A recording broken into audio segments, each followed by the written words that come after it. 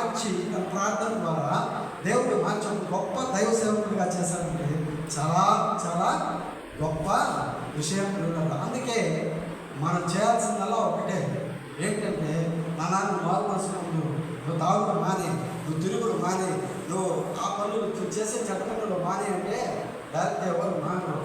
ఎందుకంటే నువ్వు చెప్పే కొద్ది ఎక్కువ కానీ తగ్గదు నేటి దినాల పరిస్థితులు బట్టి. కానీ నువ్వు చేయగలిగింది చేస్తే దేవుని సన్నిధిలో ఖచ్చితంగా నీ బిడ్డకి మారు మనసు రక్షణ అనుభవం వస్తుంది. హల్లెలూయా. అందుకే ఈ ఉదయకాల సమయంలో ప్రార్థనల గురించి బైబిల్లో కొన్ని విషయాలు చెప్పాలని ఆశపడుతున్నాను. ఎందుకనంటే ప్రార్థన అంటే అడగడం. ప్రార్థన అంటే మరొక అర్థం ఏంటి? అడగడమే. ప్రార్థన అంటే మరొక మీనింగ్ ఏం లేదు, దేవుడిని అడగడం. యేసుక్రీస్తు ప్రభు దగ్గరికి వచ్చి మోకరించి దేవుడి సన్నిధిలో మోకరించి అడగటమే. మరి ఆ దినాన మనం అడిగింది, మరి ఆ అడుగుటను బట్టి తన కుమారుడి యొక్క జీవితం మారిపోయింది. శ్రేష్టమైన జీవితం, దుర్భరమైన జీవితం, దుర్లభమైన జీవితం, ఎందుకు పనికిరానటువంటి జీవితం ఈ దినాలు ఏమైందో తెలుసా? అనేకులకు ఆశీర్వాదకరమైన జీవితంగా మారింది. హల్లెలూయా. అందుకే బైబిల్ గ్రంథం చెప్తుంది ప్రార్థనల గురించి. ప్రార్థన విషయంలో అంటే అడుగే విషయంలో బైబిల్ గ్రంథం కొన్ని వచనాలు చూపిస్తుంది. ఏమన్నా తెలుసా? మత్తయి సువార్త 7వ అధ్యాయం 7వ వచనం చదివితే అక్కడ అంటాడు, అడుగుడి మీకు ఇయ్యబడును అని రాస్తాడు. మరొక చోట యోహాను సువార్త 14వ అధ్యాయం 14వ వచనం చదివితే మరి ఒక మాట ఏమంటాడో తెలుసా? నా నామమున మీరు నన్ను ఏ అడిగినను నేను చేతును అంటాడు. మత్తయి సువార్తలేమో అడగండి ఇస్తాను అంటున్నాడు. ఇక్కడ యోహాను సువార్తలు అంటున్నాడు, నా నామం పేరు మీరు నన్ను ఏమడిగినా ఇస్తాను అంటున్నాడు. మరో చోట ఏమంటున్నాడు? యోహాను సువార్తలోని 15వ అధ్యాయం 7వ వచనం చదివితే అక్కడ ఏమంటాడో తెలుసా? నా యందు మీరును మీ యందు నా మాటలను నిలిచి ఉండినే అడగా మీకు ఏ ఇష్టమో అది అడగండి నేను ఇస్తాను అంటున్నాడు. హల్లెలూయా. మొదట ఏమంటున్నాడు? అడగండి ఇస్తాను అంటున్నాడు. రెండో మాట వచ్చినప్పుడు ఏమంటున్నాడు? నా నామం పేరుట మీరు అడగండి నేను ఇస్తాను అంటున్నాడు. మూడవసారి ఏమంటున్నాడు తెలుసా? ఇదిగో మీరు నా యందు నా మాటలు మీరు ఉన్నట్లయితే మీరు అడగండి నేను ఇస్తాను అంటున్నాడు. అంటే నా మాటలు ఆలకించండి, నేను చెప్పిన మాట వినండి, నేను చెప్పిన మాట ప్రకారం మీరు ఉండండి, అప్పుడు మీరు ఏది అడిగితే నేను అది ఇస్తాను అంటున్నాడు. హల్లెలూయా. అడగండి ఇస్తాను అంటున్నాడు. కాకపోతే మనమే అడగట్లేదు. అడిగే విధానంలో అడగాలి ప్రభు, ప్రార్థన చేసే విధానంలో చేయాలి ప్రార్థన. అందుకే యోహాను సువార్త 16వ అధ్యాయం 24వ వచనం అంటాడు, ఏమంటాడో తెలుసా? ఇది వరకు మీరేమీ నా పేరట అడగలేదు. ఏమంటున్నాడు అక్కడ? ఇది వరకు నా పేరట నన్ను మీరేం అడగలా అంటున్నాడు. అదేంటన్నా మొన్నటిదాకా ప్రార్థన చేశాను కదా, అవును కదా, నిన్నటి వరకు కూడా చాలా సంవత్సరాలుగా యేసుప్రభువుని అంగీకరిస్తారని ప్రార్థన చేశాను. కానీ ఉదయకాల సమయంలో దేవుడు వాక్యం చెప్తుంది, ఇది వరకు మీరు నన్ను ఏమీ అడగలా, ఇప్పుడు అడగమంటున్నాడు. ఏమని? మీకేది అవసరం అది అడగండి, ఎలా అడగాలో అది అడగండి, ఏమడగమంటున్నాడు అది కూడా చెప్తున్నాడు. మీరు అడిగేది ఎలా అడగాలో తెలుసా? నా మాటల ప్రకారం మీరు నడుచుకొని అడగండి అంటున్నాను. అలా అడిగితే నేను మీకు ఇస్తాను అంటున్నాను. అలాగే అదే 16వ వచనం 23వ వచనం 16వ అధ్యాయం 23వ వచనంలో అక్కడ వ్రాయబడిన మాట ఏంటో తెలుసా? ఆ దినమున మీరు దేని గురించి నన్ను అడగరు, మీరు తండ్రిని నా పేరట ఏమడిగినను ఆయన మీకు అనుగ్రహించినప్పుడు. ఏ దినాన మీకు బాధ వచ్చినప్పుడు, మీకు చింత వచ్చినప్పుడు, ఇరుకులు ఇబ్బందులు వచ్చినప్పుడు మన ఆలోచన ఏమని మారిపోతుంది తెలుసా? ఆ దినాన అంటే బాధ కలిగినప్పుడు ఆ దినాన మనం ఏమంటామంటే, అయ్యో నా కొడుకు ఇలా అయిపోయాడే, అయ్యో నా జీవితం ఇలా అయిపోయిందే, నా కుటుంబ పరిస్థితి ఏంటి ఇలా అయిపోయిందే అన్న దిగులుతో, భయంతో, బాధతో మనకు కలిగినటువంటి ఆ బలహీనతను బట్టి మనం ఏం చేస్తాం? ఆ ఆలోచనలోనే ఉండిపోతాం, ఆ వీక్నెస్లోనే ఉండిపోతాం. కానీ ప్రేయర్ దగ్గరికి రాము. అందుకే దేవుడు అడుగుతున్నాడు, ఆ దినాన మీరు దేని గురించి నన్ను అడగరు అంటే ఏ దినాన మీకు కలిగినటువంటి ఆ చింతలు, శ్రమలు, ఇరుకులను బట్టి అడగరు. అయితే మీరు చేయాల్సింది ఏంటో తెలుసా? మీరు నా తండ్రిని నా పేరట నన్ను ఏమడిగినా నేను ఇస్తాను అంటున్నాను. సో పిల్లరా, అడిగితే ఇస్తాను అంటున్నాడు. నా నామం ఇస్తానంటున్నాడు. అయితే ఏమంటున్నాడు, నా యందు మీరును మీ యందు నా మాటలు నిలిచి ఉంటే అప్పుడు అడగండి నేను ఇస్తాను అంటున్నాడు. అయితే నా ప్రశ్న ఎలా అడగాలి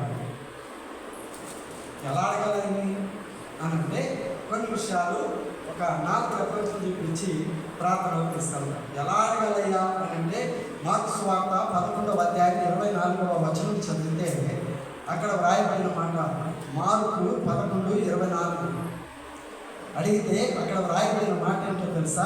అందుచేత ప్రార్థన చేయనప్పుడు మీరు అడుగుచున్న వాటికల్లను పొంది ఉన్నామని నమ్ముడి, అప్పుడు అవి మీకు కలుగునని మీతో చెప్పుచున్నాను అంటున్నాడు. మనం అడిగేది అడుగుతున్నాం, ఎలా అడగాలంటున్నాడు తెలుసా? మార్కు సువార్తలో వ్రాయబడినటువంటి మాట, మీరు ఎలా అడగాలయ్యా అంటే నమ్మకంతో అడగాలి అంటున్నాడు. ఎలా అడగాలంట?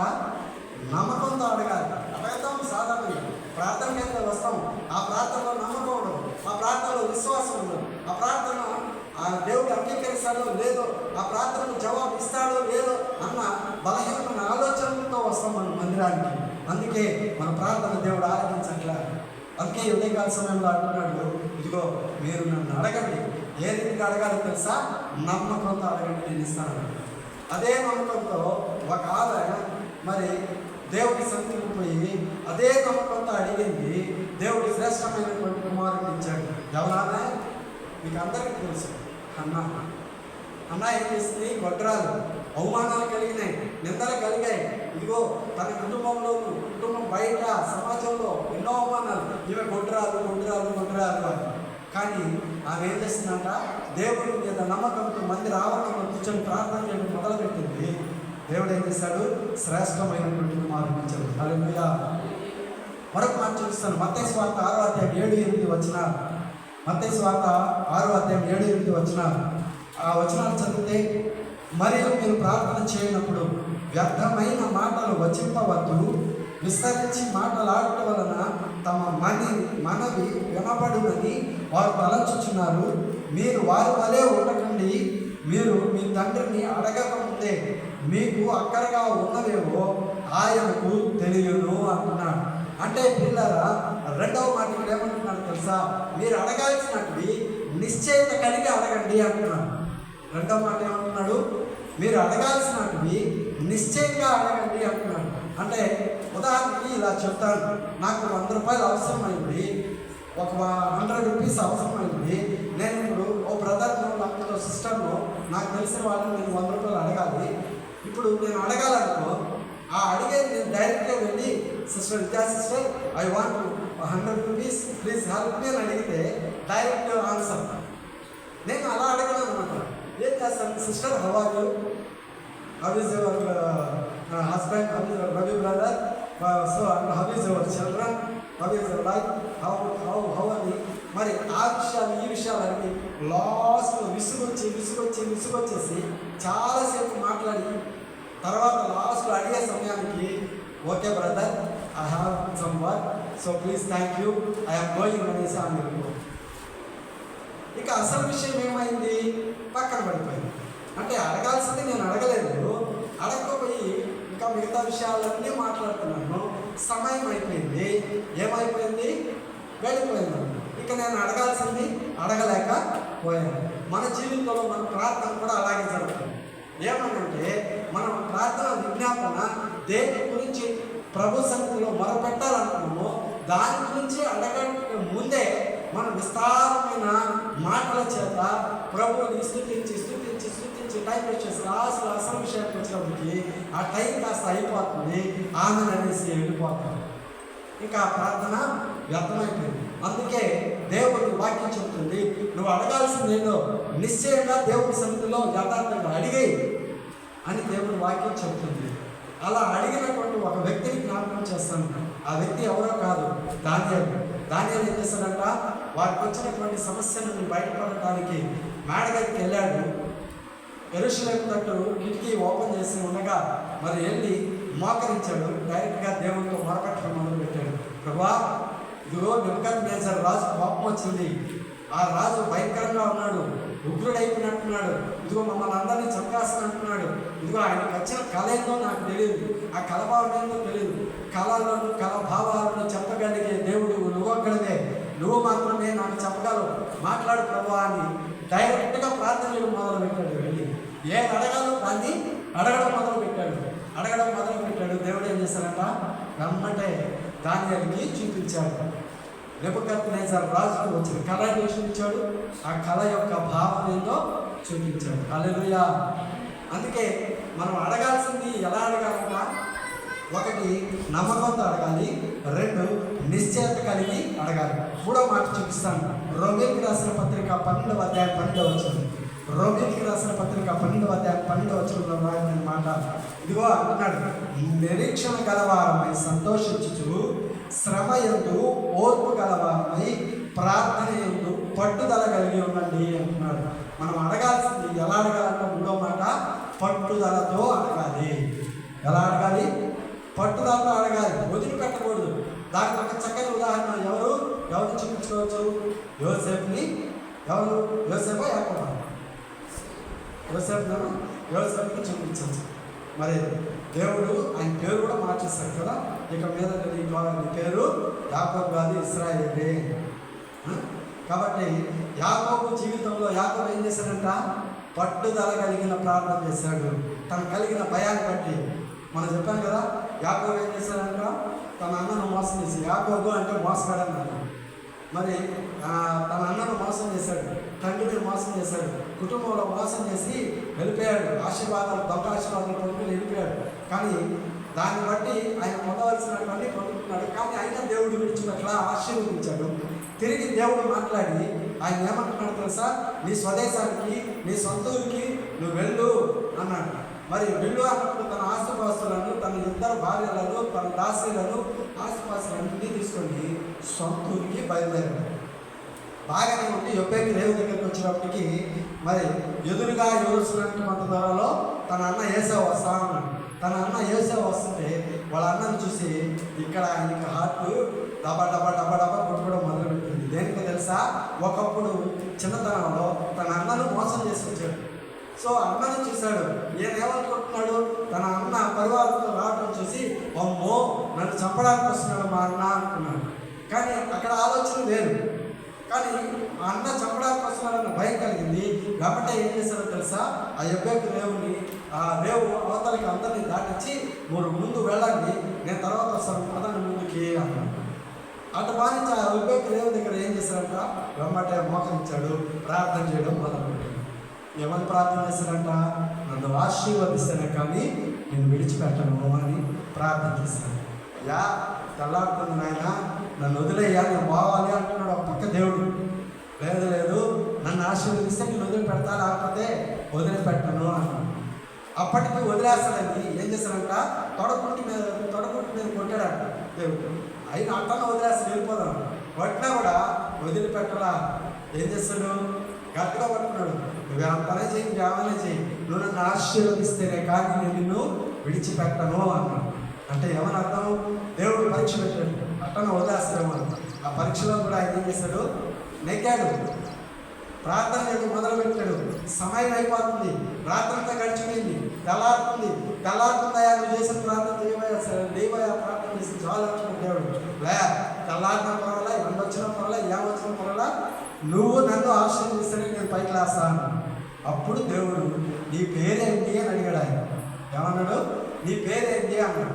అప్పుడు ఒప్పుకుంటున్నాడు, నిజం నా పేరు యాకోబు. అప్పుడు అంత గతంలో వాళ్ళ నాన్న మరి ఆయన అడిగినప్పుడు నీ పేరేంటి అన్నప్పుడు ఏమని చెప్పాడు, నా పేరు ఏసావు అని చెప్పాడు. వేషం వేసుకొచ్చి ఏసావు అని పేరు అబద్ధం చెప్పాడు. అబద్ధంతో తండ్రి ఆశీర్వాదాలు అనుకుంటున్నాడు. ఆ అబద్ధికుడిగా తన జీవితాన్ని పాడు చేసుకున్న తర్వాత దేవుడు ఆడ సిచ్యువేషన్ అంతా అయిపోయిన తర్వాత ఇప్పుడు యథార్థంగా దేవుడి సన్నిధిలో ఏం చేస్తున్నాడు, అయ్యా నా పేరు యాకోబు అంటున్నాడు. సో తన యొక్క జీవితాన్ని మొత్తాన్ని ఆయన దేవుని ఎదుట ఒప్పుకొని ఏం చేస్తున్నాడు తెలుసా, వాగ్దానం పొందాడు.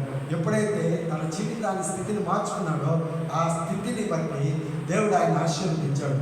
ఓకే, నీ పేరు ఇంకా యాకోబు కాదు, నేను పిలిచే వాళ్ళు ఎలా పిలుస్తారంట, ఇశ్రాయేలు అని పిలుస్తారు. సో ఈ దినాన ఇశ్రాయేల్ దేశముగా, ఈ ఇశ్రాయేల్ దేశ ప్రజలంతా కూడా ఎవరో తెలుసా, ఆ యాకోబు యొక్క సంతానమే. హల్లెలూయా. 4వ మాట, చివరి మాట చూపిస్తాను. సో మూడు విషయాలు చూపించాను. అడుగుడి మీకు ఇవ్వబడిన అంటున్నాడు, నా నామం పేరిట అడగండి అంటున్నాడు, నేను చెప్పిన మాట విని నా ప్రకారం నడుచుకుంటూ నన్ను అడగండి నేను ఇస్తాను అంటున్నాడు. అయితే ఎలా అడగాలి అని అంటే, 1 నమ్మకంతో అడగాలంట, 2 నిశ్చయత కలిగి అడగాలంట, 3 పట్టుదలతో అడగాలంటున్నాడు.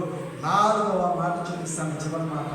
హెబ్రీయులకు రాసిన పత్రిక 6వ అధ్యాయం 15వ వచనం.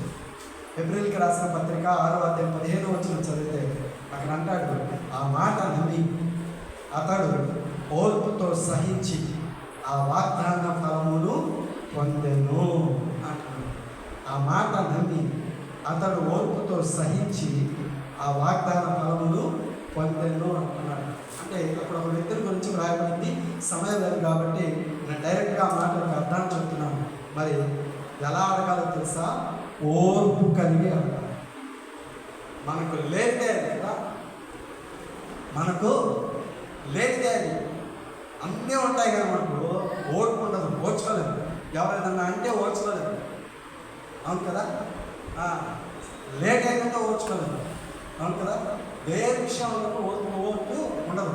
కానీ దేవుని వాక్యం చెప్తుంది, దేవుని మాట నమ్మి విశ్వసించి ఓర్పుతో సహించి ఏం చేస్తారు తెలుసా, దేవుడు ఇచ్చిన వాగ్దాన ఫలాన్ని పొందుతున్నాడంట. హల్లెలూయా. అలా ఓర్పు కలిగినటువంటి శ్రేష్టమైన బైబిల్ గ్రంథంలో గొప్ప వ్యక్తి ఎవరయ్యారంటే యోబు గురించే చెప్పుకోవచ్చు. ఎందుకంటే యోబు అనేక శ్రమలు పొందాడు, అనేక బాధలు అనుభవించాడు, చాలా శ్రమలు ఇల్లు అనిపించాడు. ఉన్న ఆస్త్రంతా పోగొట్టుకున్నాడు, ఉన్న కన్న బిడ్డలన్నీ పోగొట్టుకున్నాడు, అన్నీ పోగొట్టుకొని శరీరం కూడా భయంకరమైన స్థితికి వచ్చేసింది. అయినా కూడా ఓర్చుకొని ఏం చేశాడంట, నిలబడ్డాడు. చివరికి 2 ఆశీర్వాదాన్ని పొందుకున్నాడు. హల్లెలూయా. ప్రార్థన ఎంత గొప్పదో చాలా విషయాలు బైబిల్ గ్రంథంలో ఉన్నాయి, కానీ నేను సమయాన్ని బట్టి కొద్ది మాటలే మీకు చూపించాను. ఆనాడు మరి జాన్ న్యూటన్ గారి జీవితం మారడానికి కారణం ఏంటో తెలుసా, కన్న తల్లి ప్రార్థన. ఆమె చేసిన ప్రార్థనే తనను తిరుగుబోతుగా ఉన్నటువంటి తన జీవితాన్ని మార్చి శ్రేష్టమైన ఉన్నతమైనటువంటి దైవజనుడిగా మార్చడానికి కుదిరింది. అలాగే ఈ దినాన నీ కుటుంబంలో, నీ వ్యక్తిగత కుటుంబంలో కావచ్చు, నీ భర్త విషయంలో కావచ్చు, నీ బిడ్డల విషయంలో కావచ్చు, ఎవరి విషయంలోనైనా సరే నువ్వు నీ కుటుంబ విషయంలో నువ్వు ఏం అడుగుతున్నావో దేవుడిని అడిగితే దేవుడు ఖచ్చితంగా ఇస్తాడు. ఆ అడిగేది ప్రభు అయిన యేసుక్రీస్తు నామం పేరిట అడగండి, ఇస్తాడు. ఆ అడిగేది ఆయన నామం పేరిట అడిగేటప్పుడు ఆయన మనకు ఏ విషయాలు చెప్పాడో, ఎటువంటి మాటలు చెప్పాడో ఆ మాటల ప్రకారం అడగండి, ఖచ్చితంగా ఇస్తాడు. అయితే అడిగినాన్ని పొందుకోవాలంటే ఎలా అడగాలో 4 విషయాలు చూపించాడు. 1, ఎలా అడగాలంటే మనం నమ్మకంతో అడగాలి. 2వది ఎలా అడగాలంట, నిశ్చయం కలిగి అడగాలి. 3వది ఎలా అడగాలంట, పట్టుదలతో అడగాలి. 4వది ఎలా అడగాలంట, ఓర్పుతో అడగాలి అంటారు. సో ఆ రకమైన జీవితాన్ని మనం జీవించడానికి ఓర్పుతో, సహనంతో, నిశ్చయిత కలిగి, పట్టుదల కలిగి, మరి నమ్మకంతో మనము ప్రభు సన్నిధిలో ప్రార్థన చేసి మరి ఆ ప్రార్థన యొక్క జవాబు పొందుకోవడానికి ప్రయత్నం చేద్దాం. దేవుడి మాటలు దీవించుగాక. మోకరిద్దామా? మోకరించి ప్రార్థనలోకి వెళ్దాం.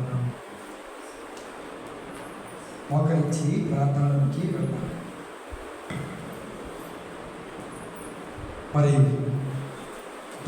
దేవుడు నీకు ఇచ్చిన ఆయుష్ను బట్టి, ఆరోగ్యాన్ని బట్టి, దేవుడు నీకు ఇచ్చినటువంటి జీవితాన్ని బట్టి ప్రభువుని స్తుతిస్తూ నీ జీవితాన్ని ప్రభు సన్నిధిలో పరీక్షించుకొని ప్రార్థనలోకి వెళ్ళమని ప్రభుత్వానికి మనం చేర్చున్నాం. మరి ప్రార్థనలోకి వెళదాం. మధ్యలో ఉన్నారు, ప్రార్థన అంశాలు చెప్తా ఉంటారు, వాటిని బట్టి ప్రార్థన చేద్దాం.